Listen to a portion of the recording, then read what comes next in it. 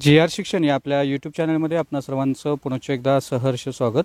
राज्य सरकारी कर्मचारी पेन्शनधारकांसाठी सेवानिवृत्त कर्मचाऱ्यांसाठी राज्यातील अधिकाऱ्यांच्या संदर्भात अतिशय महत्त्वपूर्ण असे आदेश निर्गमित झालेले आहेत। आपल्या यूट्यूब चॅनलला 7व्या वेतन आयोगाच्या प्रलंबित हप्त्यासंदर्भात प्रतिक्रिया कमेंट्स प्राप्त होत होत्या आणि या संदर्भातले महत्त्वपूर्ण असे आदेश 14 फेब्रुवारी 2024 रोजी निर्गमित झालेले आहेत। काय आहेत हे आदेश आणि या आदेशाने कोणते ते हप्ते 7व्या वेतन आयोगाचे देय असणार आहेत, कोणत्या सरकारी कर्मचाऱ्यांना, अधिकारी त्याचबरोबर पेन्शनधारकांना याचा फायदा मिळणार आहे, या संदर्भातील सविस्तर माहिती देणारा हा व्हिडिओ पाहण्यापूर्वी नेहमीप्रमाणे आपणा सर्वांना एकच विनंती, व्हिडिओ शेवटपर्यंत पाहावा आणि आपण जर आमच्या चॅनलवर नवीन असाल तर चॅनलला जरूर सबस्क्राइब करा, समोरील बेल आयकॉनला सुद्धा क्लिक करा, जेणेकरून महत्त्वपूर्ण शासन निर्णय, कर्मचारी हिताच्या, पेन्शनधारकांच्या हिताच्या महत्त्वपूर्ण अपडेट्स आपल्याला आपल्या यूट्यूब चॅनलवरती सर्वात अगोदर पाहावयास मिळतील।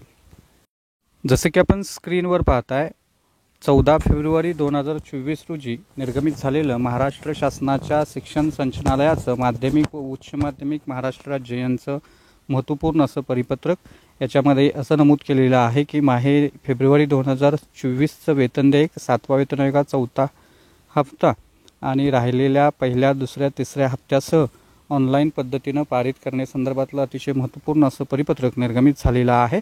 याच्यामध्ये असं नमूद केलेलं आहे, उर्वरित लेखाशीर्षाबाबत स्वतंत्र आदेश सूचना निर्गमित करण्याबाबत विचाराधीन होता आणि या संदर्भात दिनांक 13/2/2024 रोजीच्या व्हीसीमध्ये दिलेल्या निर्देशानुसार लेखाशीर्ष क्रमांक 220/2044/2 जी लेखाशीर्ष आहेत याच्यामध्ये वर्डिंग आहे आणि याच्यामध्ये मयत, सेवानिवृत्त व कार्यरत सर्व पात्र शिक्षक, शिक्षकेतर कर्मचारी यांचा 7वा वेतन आयोगाचा पहिला, दुसरा हप्ता राहिला असल्यास आणि 4था हप्ता ज्यांना देय असणार आहे त्यांना माहे फेब्रुवारी 2024च्या वेतन देयकासोबत ऑनलाईन पद्धतीनं अदा करण्यासंदर्भातले हे महत्त्वपूर्ण असे आदेश निर्गमित झालेले आहेत। याच्यामध्ये असंही नमूद केलेलं आहे की भविष्यात 7वा वेतन आयोग पहिला, दुसरा, तिसरा व 4थ्या हप्त्याबाबत तक्रारी निर्माण झाल्यास संबंधित शिक्षण अधिकारी व अधीक्षक, वेतनपत्रक माध्यमिक यांच्यावर जबाबदारी निश्चित करण्यात येईल याची नोंद घ्यावी असंही नमूद केलेलं आहे। आणि उपलब्ध करून दिलेलं अनुदान प्रचलित नियमानुसार आपणाकडून केलेल्या मागणीच्या मर्यादित खर्च होईल या अनुषंगाने कार्यवाही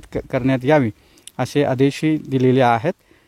शिक्षण उपसंचालक दीपक चौने, अंदाज व नियोजन यांनी हे परिपत्रक निर्गमित केलेलं आहे। त्यामुळे शालेय शिक्षण विभागाचे निगडीत असणारे जे सरकारी कर्मचारी, अधिकारी, पेन्शनधारक, मयत कर्मचारी यांचे नातेवाईक आहेत त्यांना 7व्या वेतन आयोगाचे जे प्रलंबित हप्ते आहेत, पहिला, दुसरा, तिसरा हप्ता राहिला असल्यास आणि 4था हप्ता जो आहे तो फेब्रुवारी 2024च्या वेतनासोबत, पगारासोबत मिळणार आहे। त्यामुळे या विभागाशी निगडीत असणाऱ्या, संबंधित असणाऱ्या कर्मचाऱ्यांसाठी ही आनंदाची बातमी आहे असं म्हणता येईल।